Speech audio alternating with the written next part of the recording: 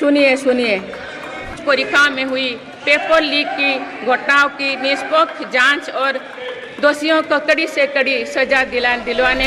इससे पहले भी हमने देखा है कि कई राज्यों में पेपर लीक की घटनाएं होती रही है। दलीय राजनीति से ऊपर उठकर देशव्यापी ठोस उपाय करने की जरूरत है।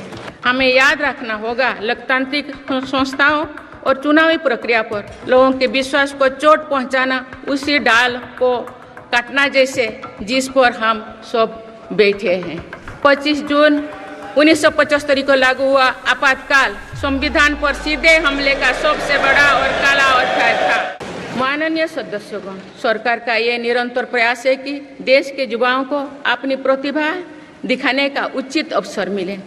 सरकारी भर्ती हो या फिर परीक्षाएं, सुनिए परीक्षाएं किसी भी कारण से इनमें रुकावट आए, ये उचित नहीं है। इनमें शुचिता और पारदर्शिता बहुत जरूरी है। हाल ही में कुछ परीक्षाओं में हुई पेपर लीक की घटनाओं की निष्पक्ष जांच और दोषियों को कड़ी से कड़ी सजा दिलवाने के लिए मेरी सरकार प्रतिबद्ध है।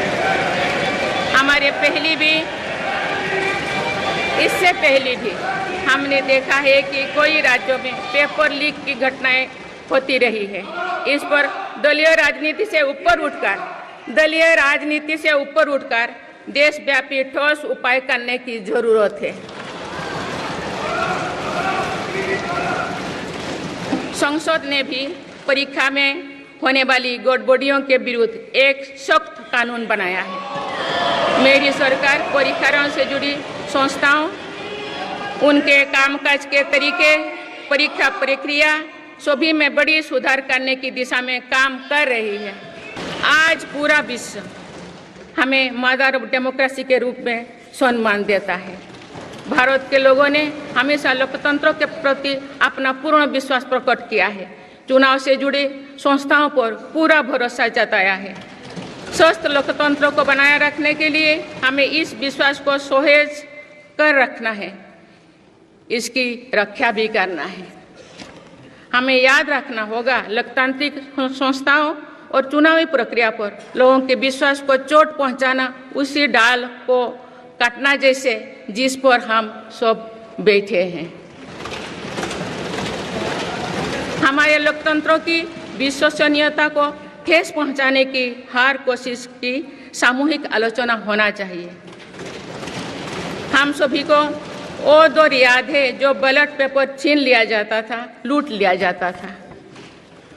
मतदान प्रक्रिया को सुरक्षित बनाने के लिए ईवीएम को अपनाने का फैसला किया गया था।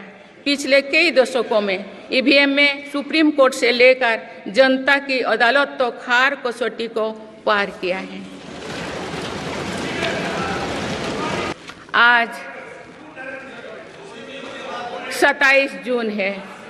25 जून 1975 को लागू हुआ आपातकाल संविधान पर सीधे हमले का सबसे बड़ा और काला अध्याय था।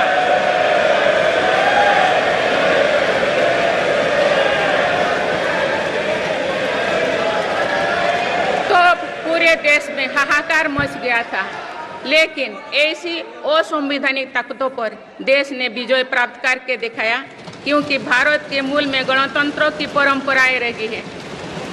मेरी सरकार भी भारत के संविधान को सिर्फ राजकाज का माध्यम भर नहीं मानती, बल्कि हमारा संविधान जन चेतना का हिस्सा हो, इसके लिए हम प्रयास कर रहे हैं। इसी ध्येय के साथ मेरी सरकार ने 26 नवंबर को संविधान दिवस के रूप में मानना शुरू किया है।